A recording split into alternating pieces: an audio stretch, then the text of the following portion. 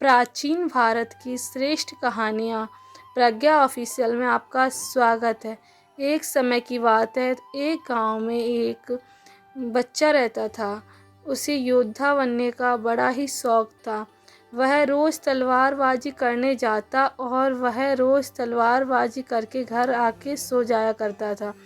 रात्रि में सोने से पहले अपनी तलवार को पहना करता और उसकी धार बनाता। प्रतिदिन वह यही कार्य करता। एक समय क्या हुआ कि वह जब तलवारबाजी सीखकर घर आ रहा था, तभी उसे रास्ते में कुछ लड़कियां विद्यालय से जाते हुए घर की ओर नजर आईं। उनमें से कुछ लड़कियां उसे देखकर मुस्कुरा गईं और वह भी मुस्कुरा गया। लेकिन उसे उन लड़कियों में से एक लड़की बहुत पसंद थी, लेकिन वह उनसे कुछ कहता नहीं था। रोज़ यही प्रक्रिया होती थी, लेकिन वह उन लड़कियों में से किसी से भी कुछ नहीं कहता था। एक दिन क्या हुआ, जब वह सो गया तभी उसके दरवाजे पर किसी के हंसने की आवाज़ आई, लेकिन वह कुछ नहीं बोला। फिर उसने कहा कि फिर से आवाज़ आई है, तो वह उठकर अपनी तलवार लेके बाहर की ओर गया कि देखा कोई नहीं है। फिर जब जैसे ही अंदर की ओर गया तो दिखाई दिया फिर से कोई नहीं है। फिर अंदर की ओर अपना पहला कदम रखा कि उसे हंसने की आवाज़ तेज तेज सुनाई दी, तो आकाश की ओर एक उड़ता हुआ भूत नजर आया। तो उसने अपनी तलवार निकाल ली। उसने बोला, डरो नहीं, मैं एक जादुई भूत हूँ। तुम जो मांगोगे मैं तुम्हें वही दूंगा। तो उसने बोला, अच्छा ठीक है, तो तुम मुझे सोने की तलवार दिखाओ। वैसे ही उसने उसे सोने की तलवार दिखा दी। तो वह बोलने लगा, अरे ये तो वाकई में जादू ही है। उसे विश्वास हो गया। जो प्रत्येक लड़के के मन में ख्याल आता है कि ऐसा होना चाहिए, तो वह विश्व का प्रत्येक लड़का यही चाहता है। इसी तरीके से उसने बोला कि मुझे एक सुंदर कन्या दिखाओ। तो उसने क्या किया कि एक सुंदर कन्या दिखाई। तो वह जो रास्ते में लड़कियां मिलती थीं, उनसे भी कई ज़्यादा सुंदर कन्या उसने दिखा दी। तो वह मोहित हो गया। उसने कहा, अरे वाह, ये तो उससे भी ज़्यादा सुंदर है। तो वह फिर उसने बोला कि ठीक है। तो फिर उसने कहा कि मैं अब जा रहा हूँ सोने। तो उसने कहा, ठीक है, यदि तुम्हें अच्छा लगा तो मैं तुमसे कल फिर मिलने आऊँगा। तो उसने कहा ठीक है। तो वह कल फिर आया। तो उसने फिर वही करवाया। तो उसने बोला, चलो कोई बात नहीं कि अब मैं जंगल में जा रहा हूँ, तुम्हें अगर जब भी मन करे मिलने का तो तुम जंगल आया करना। तो उसने कहा ठीक है। फिर जैसे ही दूसरे दिन वह तलवारबाजी करने गया, तो वहाँ उसका मन नहीं लग रहा। 1 घंटे पहले आ गया। तो उसने कहा कि जंगल में मिलने जा रहा हूँ। तो वह उससे जंगल में मिलने गया। जब उससे जंगल में मिलने गया तो उसने वही उससे कहा करने को, योद्धा की उसने कहा मूवी दिखाओ। तो उसे योद्धा की मूवी दिखाई। तो वह भूत योद्धा की जैसे ही मूवी दिखाने लगा, वैसे ही वह खुश हो गया। उसे तलवारबाजी दिखाने लगा और सुंदर कन्याएं दिखाने लगा वह भूत।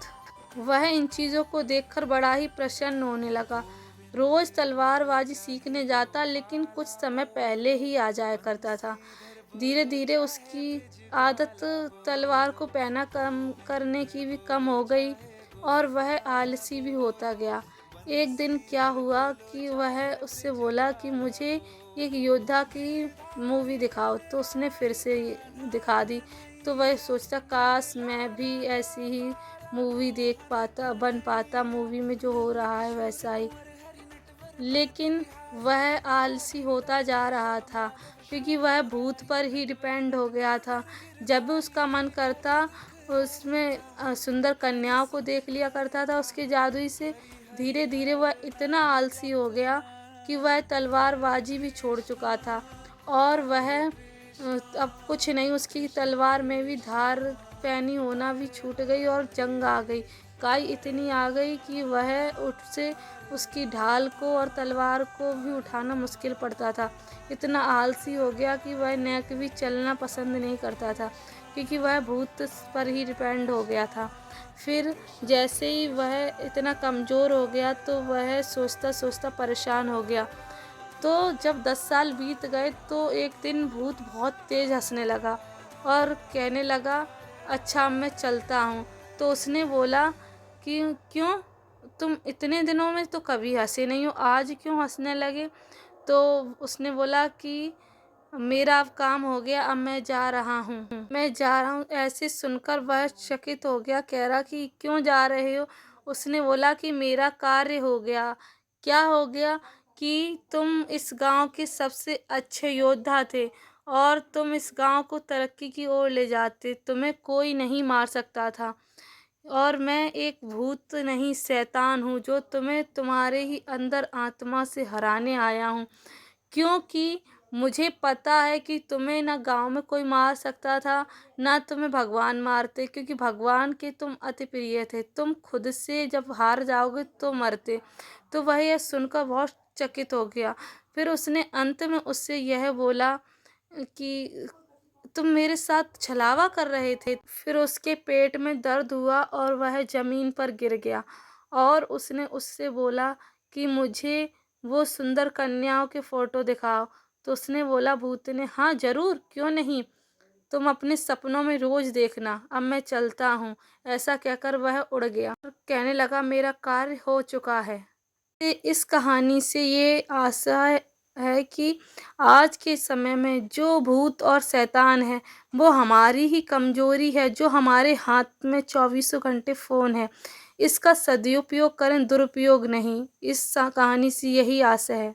यदि हम चाहें तो योद्धा की तरह भी बहुत ही शक्तिशाली बन सकते हैं अपने कर्मों के बल पर। Thank you for watching.